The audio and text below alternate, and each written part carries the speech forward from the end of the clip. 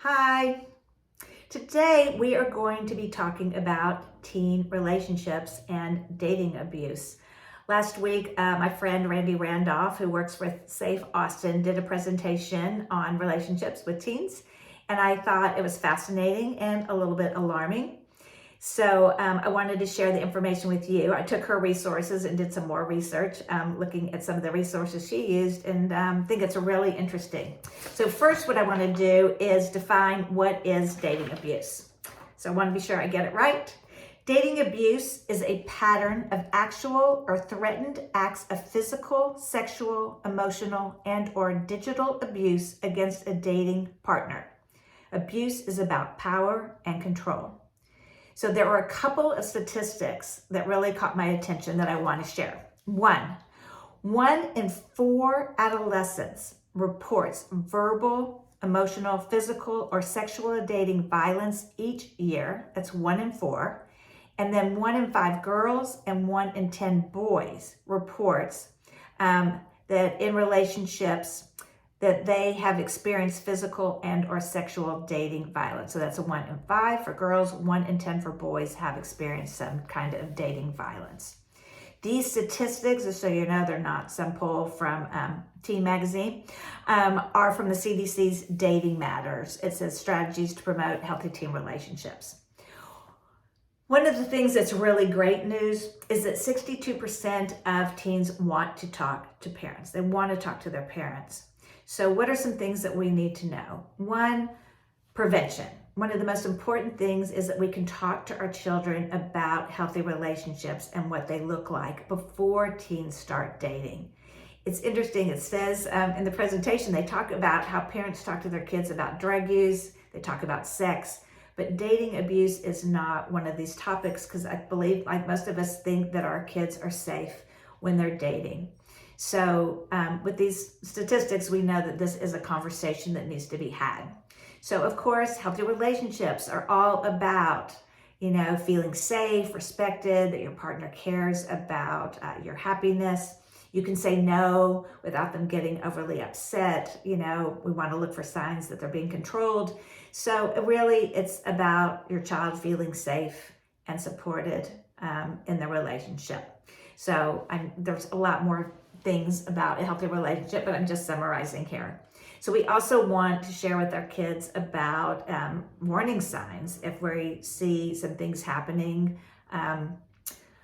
to them that they know that there are red flags. Again, if they're feeling controlled, if their partner is getting upset about things that don't seem to make sense, a number of things to look for that we want to make them aware of. Also for our children, we want to be aware and pay attention to red flags in our child's behavior. So if we see like their social behaviors have started to change, maybe they're withdrawing, they're dressing differently, is it to please their partner? What's that about? Sometimes there's new risky behaviors. They might be experimenting with drugs and or just a lot of partying. And again, sometimes teenagers do that anyway. It doesn't have anything to do with their partner. So just things to pay attention to: academic changes, mood changes, physical signs.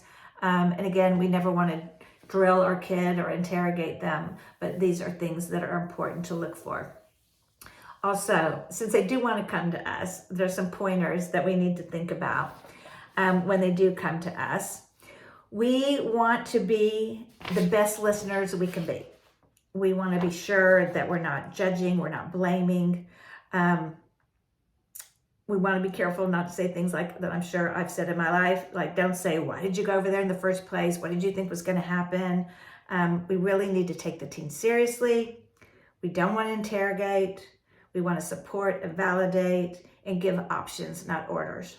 Sometimes they will feel more comfortable going to a different resource. There's a lot of hotlines out there or just other professionals that they can go to where they feel comfortable speaking with somebody that can be more objective.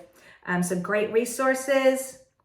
Peers matter. Sometimes their peers will see the unwanted behavior or the abuse.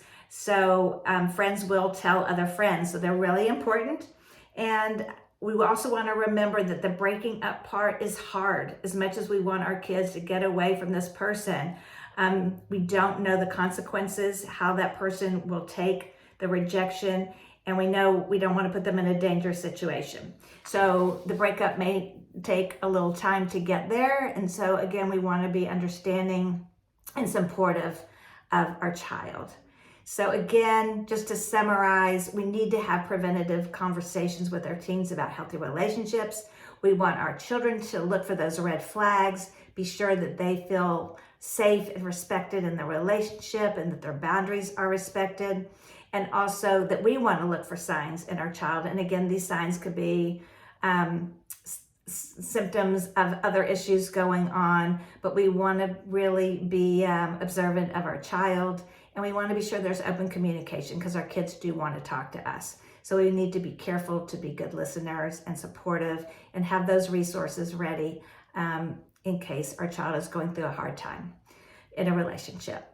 So this is just touching on this topic. There is so much more to share. But I did think it was really interesting and something that we need to be aware of as our kids get older and start to have relationships. And I think a lot of this isn't just about dating. I think we want our kids to be in all kinds of healthy relationships and acknowledge when something's not working out.